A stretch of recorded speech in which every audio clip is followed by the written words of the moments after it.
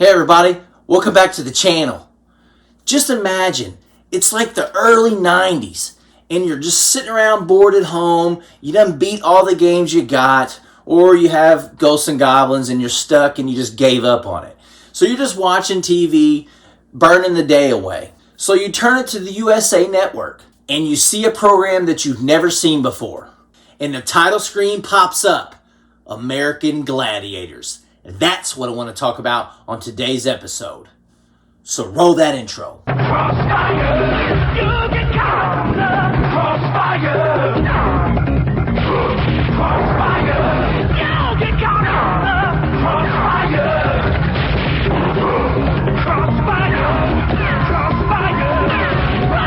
Crossfire, you'll get caught up in it. So like the intro says, American Gladiators. How many of you remember this freaking awesome show? I know I do because it was extremely cool to see this when you was 10 or 11 years old in like 1990. So just such a cool program, and I want to talk about it because for me it was one of my favorite shows to watch. But before we get into the premise of the actual show, let me just show you one of the coolest intros I had ever seen to a show on television. That iconic theme song. So roll that bitch. From Universal Studios Hollywood.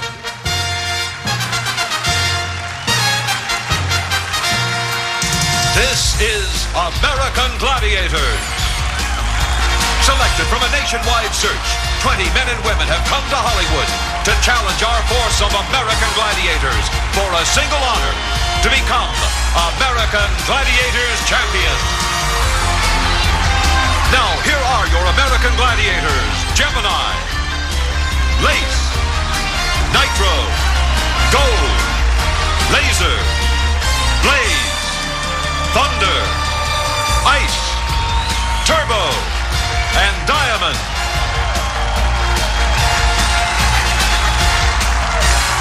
The host for American Gladiators, Mike Adamley, and his co-host, Larry Zonka.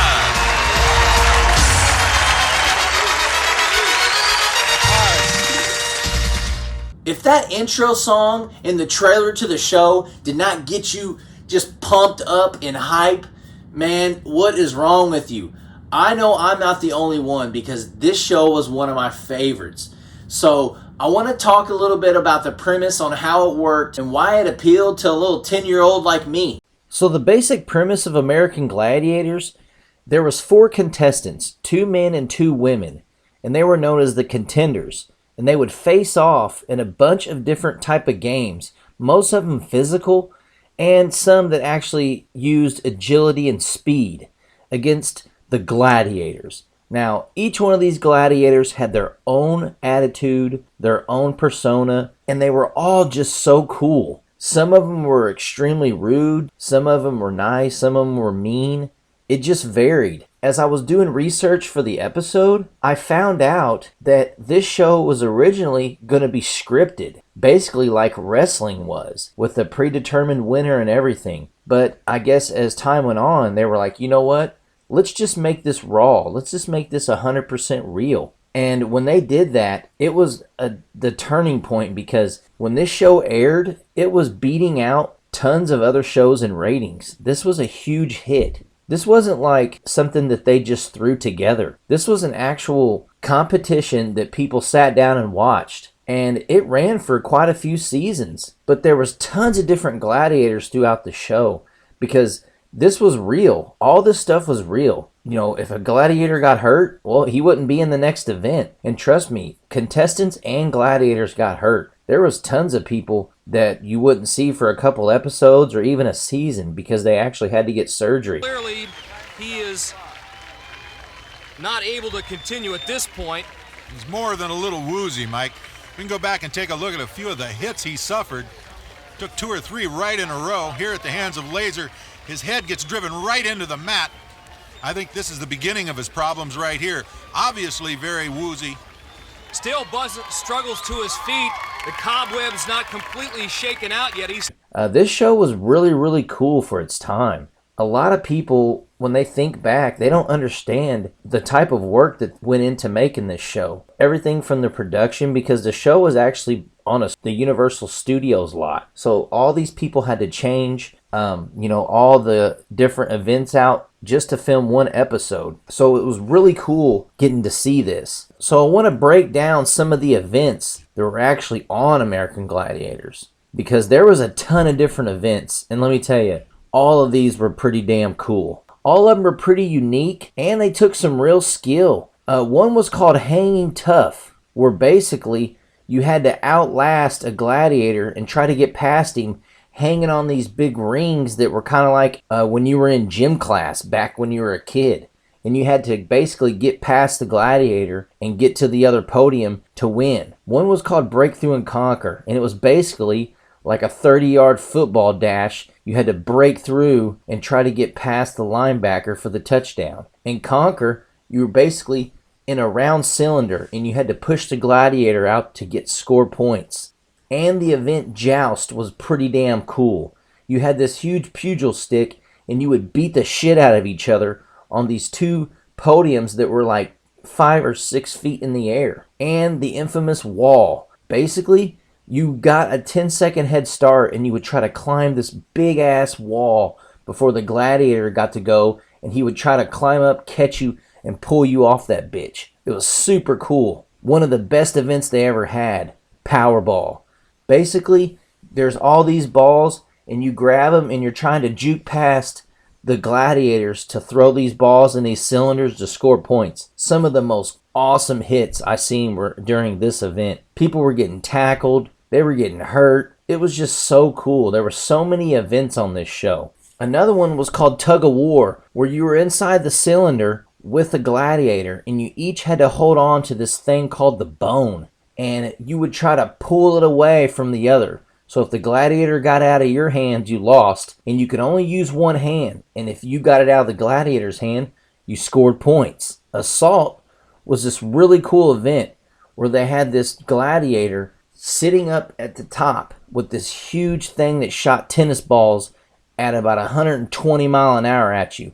And you were running around trying to shoot rocket launchers and all this thing to hit this huge target behind them. It was just such a cool concept, and that was one of my favorite events I used to watch when I was younger. There was tons of different events, and they changed them out through the seasons because some ended up being extremely dangerous. Human Cannonball was one of my favorite events.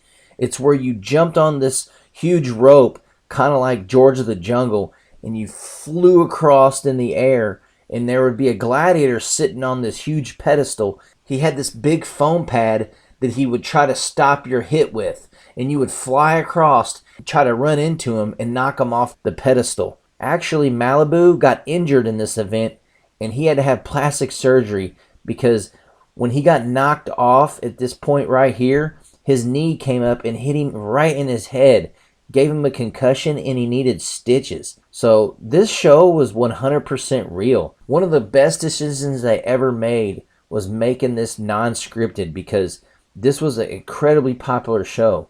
I used to watch this all the time. At the end of the show, there would be the event called the Eliminator. And man, this thing was just a huge gauntlet of different obstacles that you had to run against the other contender and try to win. This was one of the coolest events because whenever I watched it, I always felt like I could do it.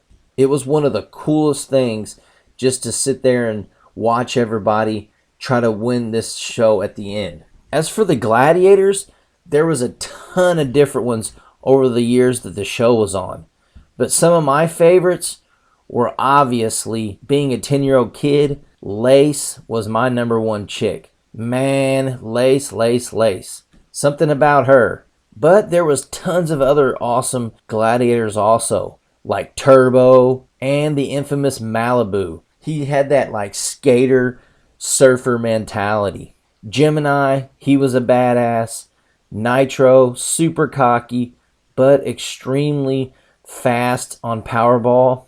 Blaze, Sunny, Titan, Diamond, Storm, Atlas, Saber, Siren, who was actually deaf. There was just a ton of different gladiators over the years. And like I said, when the show got extremely popular, they had tons of merchandise. And they even had a couple video games for the NES and the Super Nintendo. They aren't the greatest games in the world, but I actually played them and they were alright.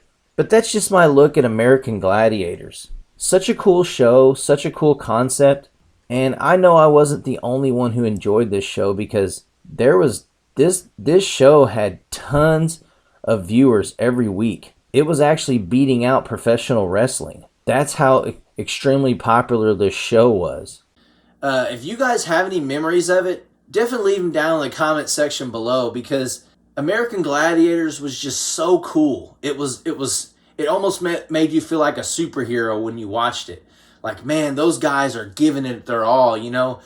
And I was a kid in school, so like I remember playing basketball. I remember playing football, and I'm like, God, I can do it at school. Like, I bet I could juke these dudes out. I bet I could overpower these dudes. And man, when you go back and look at these gladiators, bro, they're all in tip-top performance shape. I mean, they're all incredible physiques, extremely talented. And if you've actually followed some of them after the show, they're extremely nice. I've watched tons of interviews with like Nitro, the guy that I was talking about earlier, who was a complete dickhead on the show. He's one of the nicest dudes ever. But he was doing an interview saying, like, the reason I was so crazy then was because of roid rage. Like, I was on roids, and I was just blown out and going crazy back in my younger days. But if you have any memories of American Gladiators, or you knew somebody that was on the show, or whatever, leave them down in the comment section below.